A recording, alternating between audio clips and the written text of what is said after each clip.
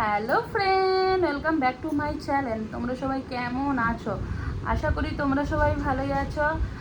Title থাম্বনেলে তো বুঝেই গেছো যে আমি আবার কি রেসিপি নিয়ে চলে এসেছি। আসলে কি বলো তো, শ্রাবণ মাস চলছে, হ্যাঁ। তো এত মিষ্টি খাওয়ার ক্রেভিং মানে মনে জাগছে না, কিন্তু কি করব ভাবছি।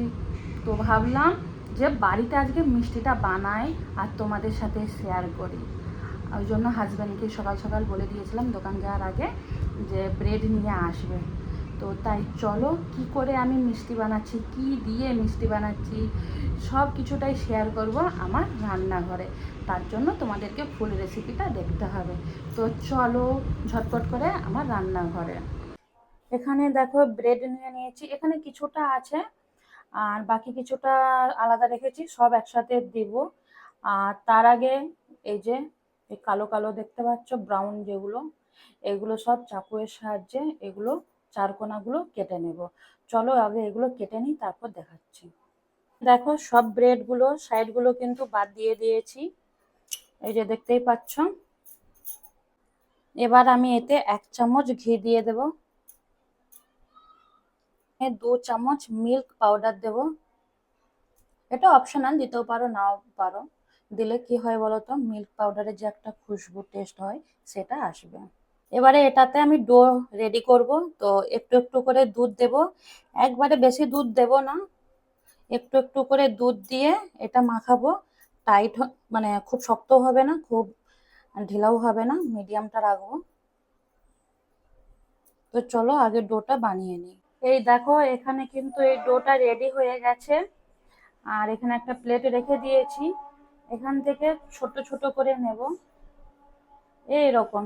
চাইলে তোমরা বড়ও করতে পারো, চাই ছোট করতে পারো। হাতে একটু ঘি মাখিয়ে দিয়েছি, এবারে এটা গোল গোল করব।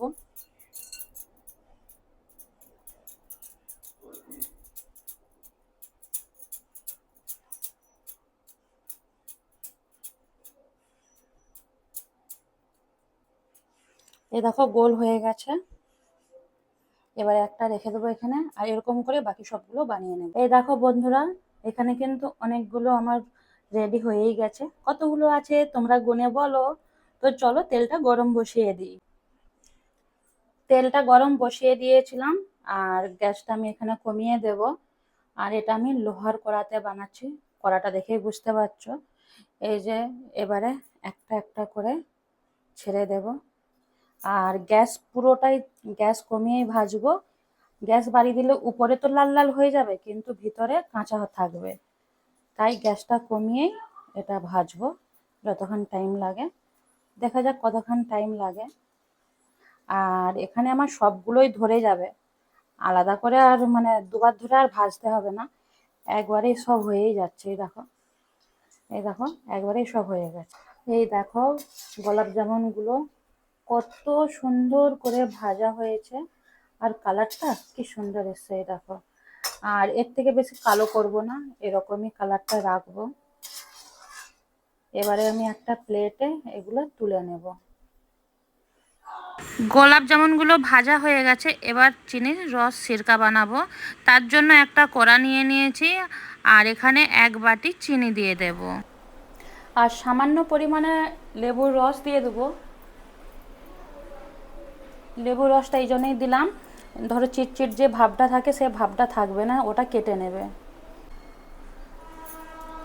এখানে আমি গ্যাসটা বাড়িয়ে দেব, যেহেতু আমার এই যে চিনির সিরাপটা পুরো কমপ্লিট হয়ে গেছে। এবারে এই গোলাপ জামুনগুলো দিয়ে দেব। এটা বেশিক্ষণ নয়, 1 মিনিটের মতো ফুটাবো।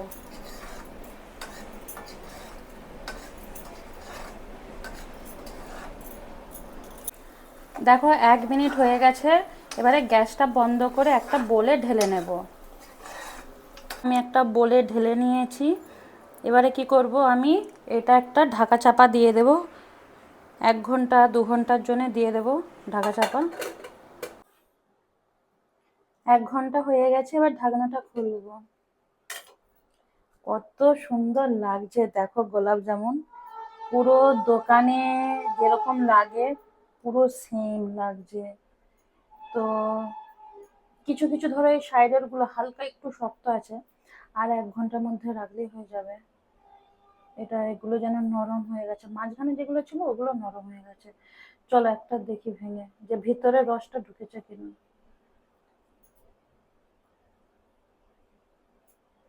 মিষ্টিটা না উল্টা করে কাটা হয়ে গেল। তো এই যে দেখো রস ঢুকে গেছে, দেখছো গোলাপ জামুনে রসটা ভালোই ঢুকে গেছে, মাছি ঘুরছে।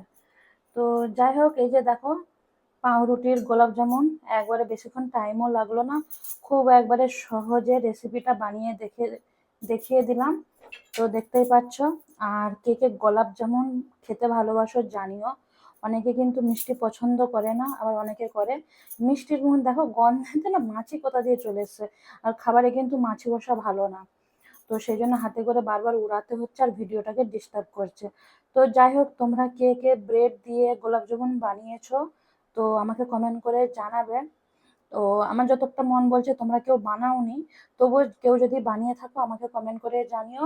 আর আজকে গোলাপ জামুনটা কেমন হয়েছে, পুরো দোকানের মতো লাগছে। তো যাই হোক, রেসিপিটা যদি ভালো লেগে থাকে একটা লাইক কমেন্ট শেয়ার করে দিও। আবার দেখা হবে কোনো একটা রেসিপি বা ভিডিওর সাথে। তো চলো, টাটা।